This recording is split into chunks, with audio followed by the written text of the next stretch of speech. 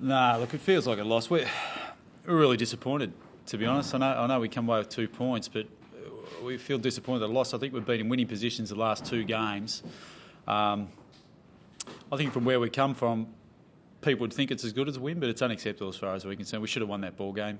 We probably dominated, I reckon, for the last 3 quarters and just couldn't get the result. So, look, I was proud of the boys' efforts, but they've still got a fair way to go in some areas. So. Do you feel like the guidance weren't on your side? Sorry? Do you feel like the guidance weren't on your side? Yeah, look, probably when your full forward goes down in the first 5 minutes, and look, there was a couple of things that didn't quite go away, but there's a number of other things that could have happened as well. So, yeah, Milne kicks 4-7. Normally he's kicking 7-4. So there's a couple of opportunities where they could have said the same thing. Is it a hard one for you to know how to deal with the players out of it? I know you said it feels like a loss, but Look, it was, but our guys, they've got this insatiable hunger. They want to win. You know, they've been down for a long, long time. We've got a young group that is young and exciting. They play, you saw tonight a great brand of footy, and they just want to win. You know, they're tired of being down the bottom, and as this football club is, you know, we know we're going places. We know it's going to take some time, but they're not interested in the draw, our blokes. They're as disappointed as you'll see. You know, they thought they let one slip last week, which we did. We didn't play that well, but we're still in, you know, we're in front 15 minutes in the last quarter. And, you know, to let this one slip tonight is really disappointing for our guys. You also looked at that second best side of last year against the second worst where you've come from. Yeah, but I think we've come a fair way. From, you know, you look from the back end of last year, I think our last 11 games we were 5 and 6. You know, and we've beaten not beaten, but we've competed pretty well against top, you know, 2 of the top 6 sides. So understand where that 0 and 9 start, that's a long way, that's a long time ago. You know, from the midway point of last year, we've come a long, long way. Long way. Just a coincidence of time. Jack going off seemed to change it and way forward in strange ways to help it. Look, probably to agree, the unpredictability of the way we went forward, I thought helped us. You know, I think Dusty kicked 3, was it? And, you know, we had a couple of other 2 goal kickers, which we're always going to try that with our mids up forward anyway.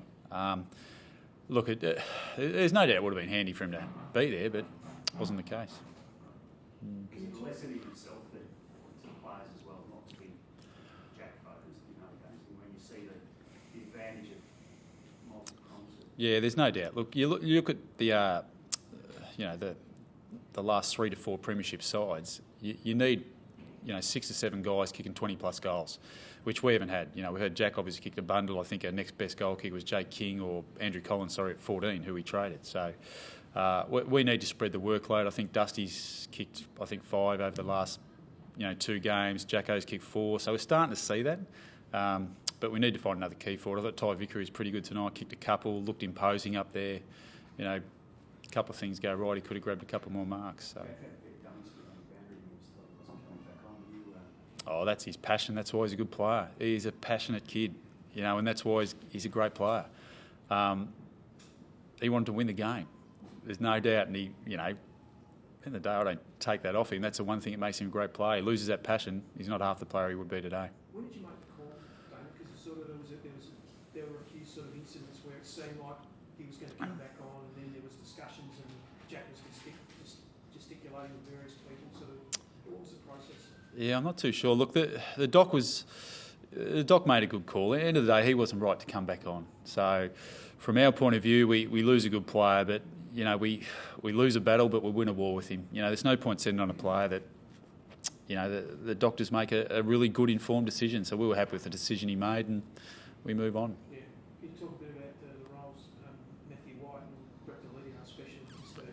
There were a fair few circular stars who were at the top of the game. Yeah, it was. Look, obviously, Whitey, he's done a sensational job the last 2 weeks. So we had Yaron last week and tonight took care of Montagna, which we were really happy with his efforts. You know, he's a kid that's come from a long way back, Whitey, but he's certainly carving a career at this footy club at the moment. And I thought Lids was sensational on Goddard. Look, Goddard has literally tore us a new one, probably the last 3 times we've played him. Sorry for the language, but he was outstanding. You know, I think to keep him to... what's that? I'm sure you know what it is, Rowan. You know, but I thought he was terrific. He was really disappointed in his game last week, and, you know, cop copped fair criticism, and he moved on this week, and I thought delivered. But the thing is, he sets himself a standard now that he has to abide by, and it's great for him to bounce back. Do you think is tonight like the best links we've had of just how good your whole midfield can be as a group? Yeah, I think so. It's probably the first time it's fired over the course of the pre-season. A lot of guys had probably injury interrupted pre-seasons, like Axel was in and out for a while, as was Delidio, Cochin the same. So it was great for it to click. The thing we need is the consistency. Like last week, they were very, very disappointing, really disappointing. Tonight I thought they stood up and showed what they can do when they compete. And that's all we ask week in, week out, not only of our midfield, but of all our players. Just compete. You never know what happens when you compete. Some fairly critical moments that were open to interpretation by people out at the ground. Were you mystified by anything that occurred out there? Yeah, my headset was mystified with the reaction it got. But, listen, in a nutshell, the umpires have got a very, very hard job, and I reckon they do a pretty good job. So, look, I think on the course of the night it was a tough game of footy to umpire, and I thought they did a pretty good job. Were you, I'm not trying to get you into trouble here, though, but the deliberate... How do you expect me to answer that question when you say I'm not trying to get you into trouble? I'll talk you through it. Our understanding was that, under pressure, with the guy tackling you and another bloke nearby, it was okay to handball through the goal. Yeah, listen, Is that your understanding? Yeah, well, it was, and I think he probably made a mistake, but we move on. At the end of the day, Milne kicks 4-7.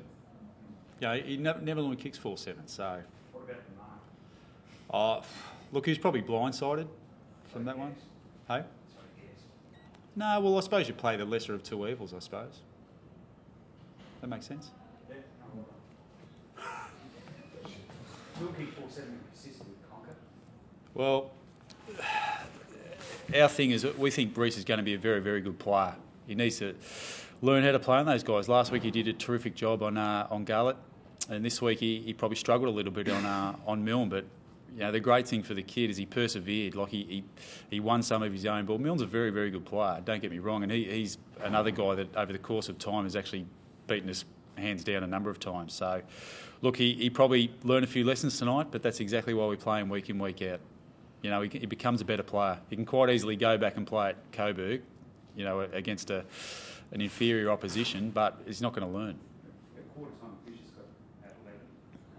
Jack's fairly tough to start with that. Was that partly because of thinking of what that Jack coming back on might have changed the way you... No, we initially thought we're going to let it roll. We're just going to play our six forwards and see how that happened. But Fisher's influence was just so great that I think Jake went on to him about halfway through the first quarter. I think thereafter he didn't touch it much, or I'm not too sure. But his influence on the game definitely waned after quarter time.